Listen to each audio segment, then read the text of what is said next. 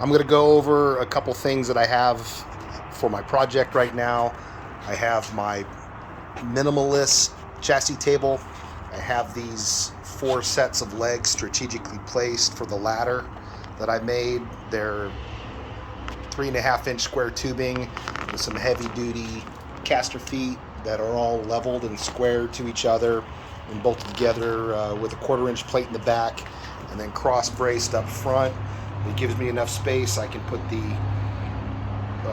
engine hoist underneath it and put the engine transmission in place for the test fitting.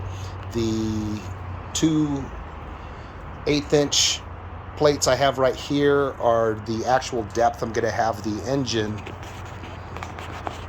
and transmission, so they'll sit on that plane, a 1/4 inch above the bottom plane of the chassis. There still needs to be a transmission cross member goes here, and then there's a 3-inch tube that's typically here. However, that lands right in the spot of my engine and transmission is not big enough for that. The original one, this is a 427 Cobra chassis. The original 427 and the manual transmission that it had with it, they tend to have really decent sized spaces because those engines are typically front sump, unless you have a Cobra one where the pan goes all the way back. There's still a space in between the pan and the transmission. However, what ends up happening is people end up putting whatever they want, and that kind of stuff changes.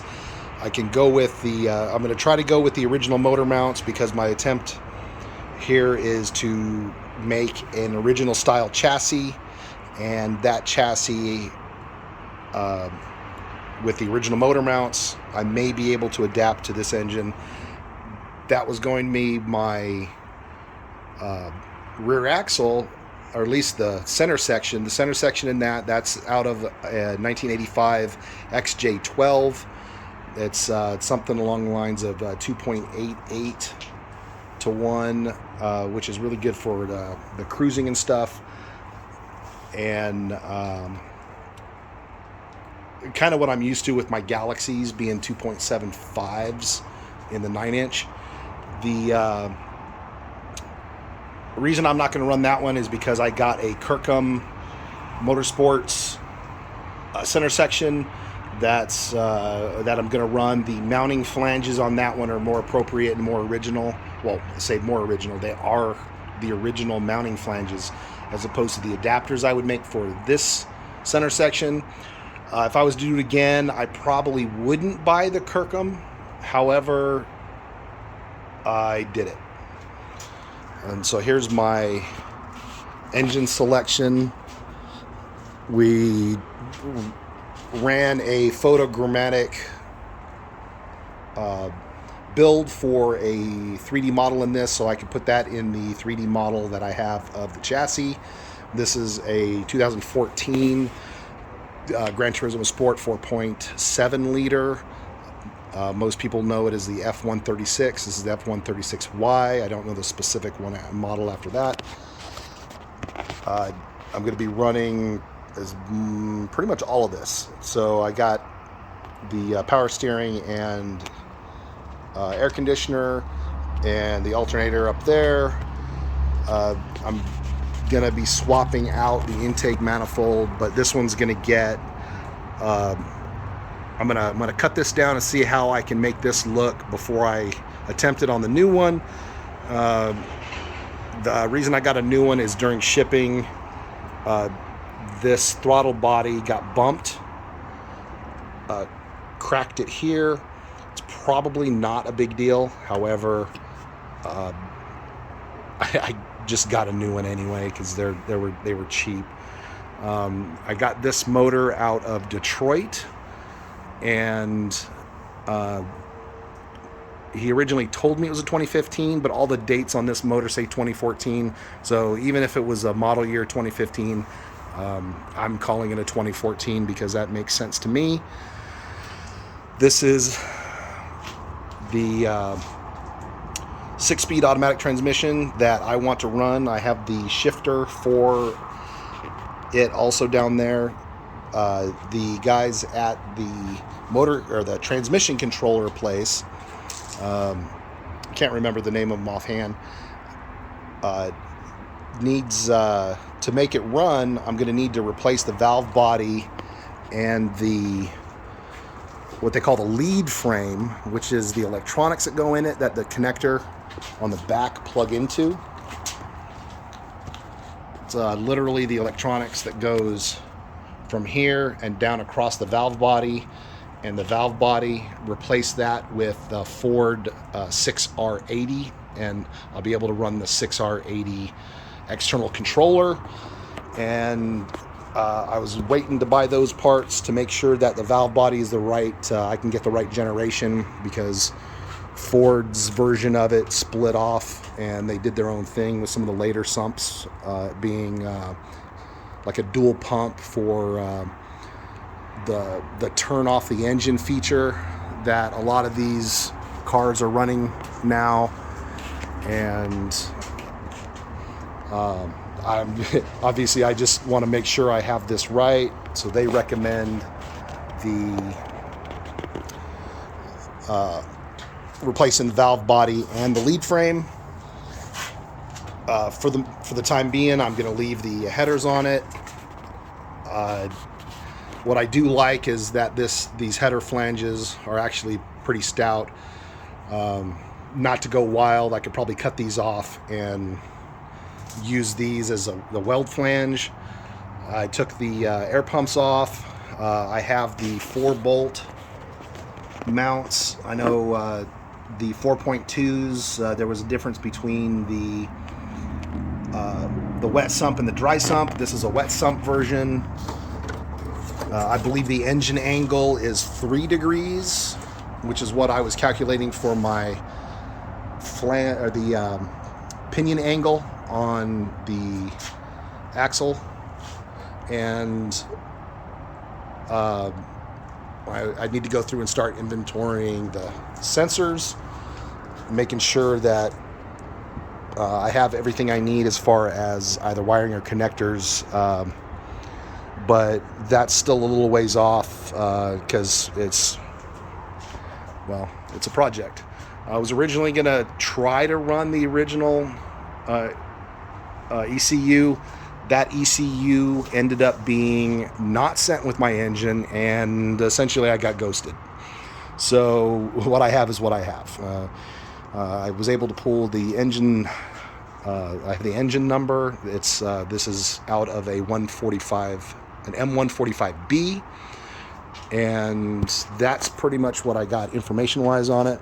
I have rotated it a little bit, and it felt like it was building pressure. I haven't done anything for disassembly other than taking the air pump stuff off so that I could get the scans of it. Next thing is coming off is the intake manifold, so that I can look down it, and then I'll also take the spark plugs out, do a compression test and or leak down test, so that I can see if I have a healthy engine, and go from there. I've got a steering rack.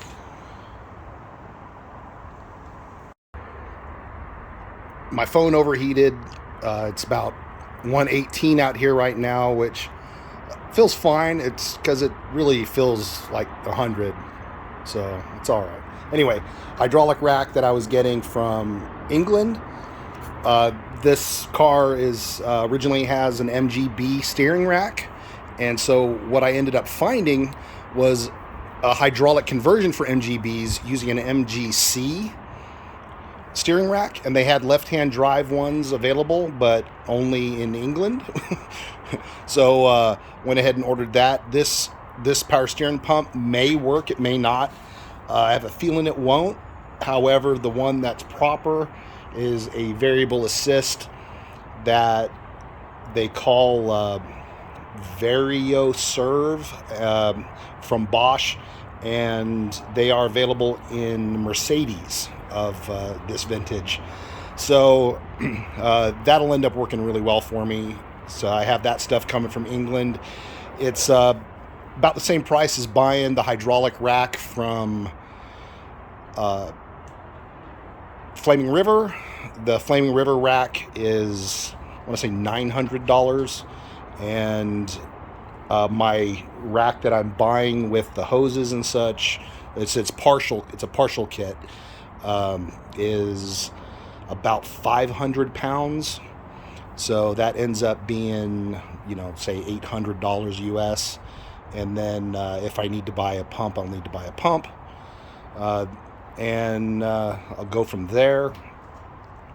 But other than that, it being an automatic, I have to have an automatic shifter. So ideally, what's going to happen is the shifter that I'm going to use is the original shifter for this type of car. And because it has that manual sport mode, which is something that I like the idea of. I don't know if I'll ever use it. The mechanism itself is pretty fascinating as far as ratcheting goes. The idea is I'll put a post on it that will look pretty original, and I'll try to get it located in the hole. But I fear that the hole for the shifter is like right here, and that's not enough room to clear the mechanism, and I'm gonna have to figure something out there. I believe the transmission housing is fine up to this point, and I'll have issues. I don't think I'll have issues here, but I think the transmission housing narrows down too much right here. The positioning of the engine and transmission is offset a ½ inch to the right, which is also the way the transmission tunnel is designed. And the transmissions they used back then were a lot more narrow in the ass end here. And, so this ends up making it not look quite right. I'll have to see about that and go from there. So we'll, try to keep things updated as best as possible before this phone overheats again.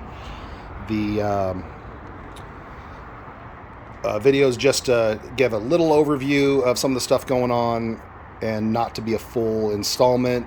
We'll have to see how this works out, because I wasn't planning on making a full, really solid video like a lot of the guys are doing. They're doing the guys doing these projects with the F136 are doing really good jobs recording their steps, and I am just trying to make a car.